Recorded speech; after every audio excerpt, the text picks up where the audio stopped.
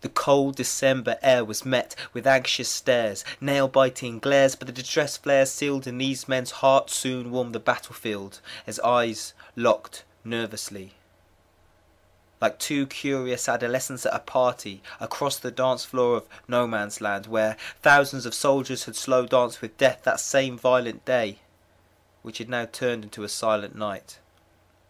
Carols sung from the courageous hung in the moonlight, like sweet bedtime lullabies, rocking each and every soldier into a reminiscent slumber. The enemy started to filter through their trenches and through the barbed wire fencing. Onlooking soldiers could not believe what they were seeing as they met in the middle of a land fit for no man, not as soldiers, but as human beings. A young German soldier opens a locket. "This is my wife," he says with delight. "She is very beautiful," the Allied replied. He reaches into his pocket to reveal a small leather-bound notebook. "Look, this is a drawing of my wife and child. My picture was lost somewhere between the fog and the bombs, and for the life of me I've no idea where it's gone." The German soldier takes the drawing in his hand, sucks in a sigh, says to the man, "Is your name James Tide?" With a look of astonishment and surprise, the young German soldier reaches inside his pocket to reveal a wallet, and as he opens it, wondering eyes meet a black and white photo letting James Tide know that mother and child are safe, sound and fine.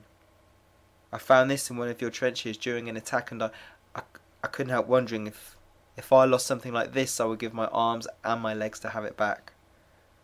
After a pause, the Allied soldier places his hand on the German's shoulder and says back with a warm touch, "Thank you so much."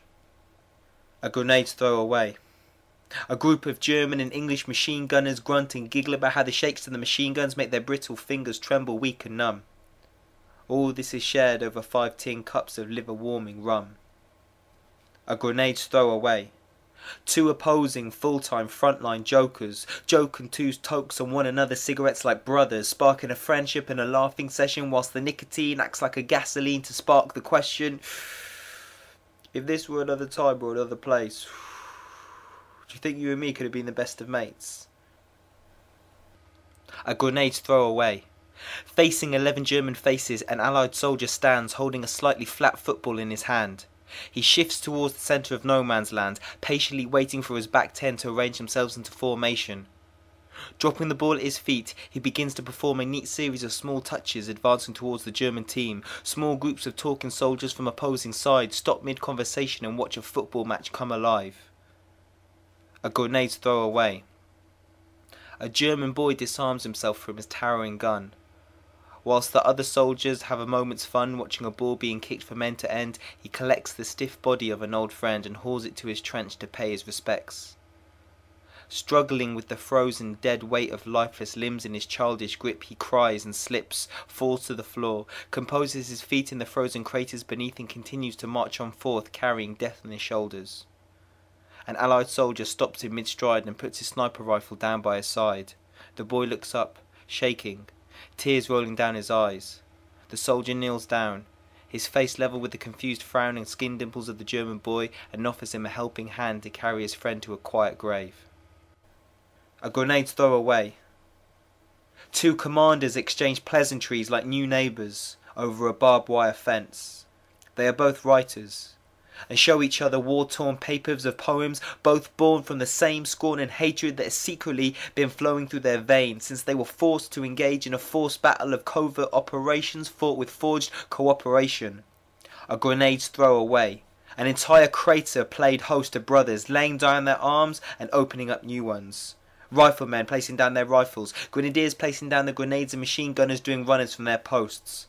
Hands that had held handheld metal man-made shells now held their enemies' hands, and they realised that neither were monsters but man, and that a German's nervous open hand grip fit into an Englishman's perfect.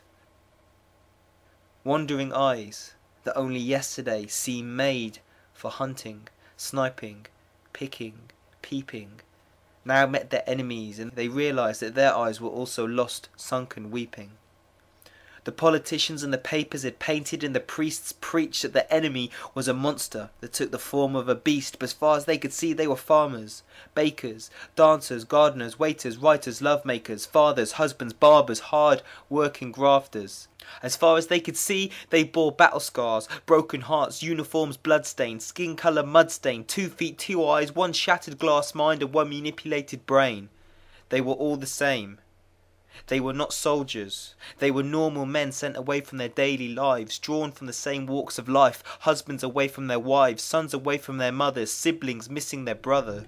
They realised that these emotional and physical incisions had been caused by their countries, papers, priests and politicians. As a crisp Christmas day loomed over the landscape, weak men said goodbye with a firm and strong handshake. They exchanged addresses and parcels. If this were to happen 2 more world wars down the line, the only thing we would be exchanging are confused faces from your darkened corner of the room to mine, as the nukes are sent. Defending the countries in blue, white and red overshadow the fundamentals of what being a human being actually meant. On December 24th, 1914, the Great War brought a great insight into the possibilities of what being a human being actually means.